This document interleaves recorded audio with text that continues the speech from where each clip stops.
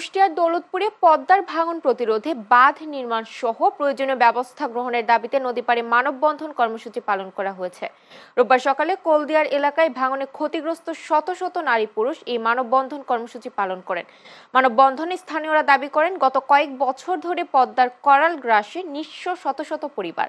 মরিচা ইউনিয়নের কোলদিয়ার, ভুরকা, হাটখোলাপাড়া থেকে শুরু করে ভেড়ামারা উপজেলার জুনিয়াদহ পর্যন্ত প্রায় ৩ কিলোমিটার এলাকা নদী গর্ভে বিলীন হয়ে গেছে। বন্যার পানি নেমে যাওয়ার সাথে সাথেই বছরও তীব্র ভাঙন দেখা দিয়েছে। এলাকাবাসী বারবার সরকারের কাছে ভাঙন রোধে ব্যবস্থা গ্রহণের দাবি জানালেও ভুরকাপাড়ার নিচে ১ কিলোমিটার এলাকায় জিও ব্যাগ দিয়ে অস্থায়ী বাঁধ নির্মাণ করে নদী কিছুটা নিয়ন্ত্রণ করা হলেও প্রায় ২ কিলোমিটার এলাকায় এখনও নদী ভাঙন অব্যাহত রয়েছে। তাই ভাঙন কবলিত এলাকায় অবিলম্বে জিও ব্যাগ অথবা স্থায়ী ব্লকের বাঁধ নির্মাণের দাবি জানান মানববন্ধনকারীরা।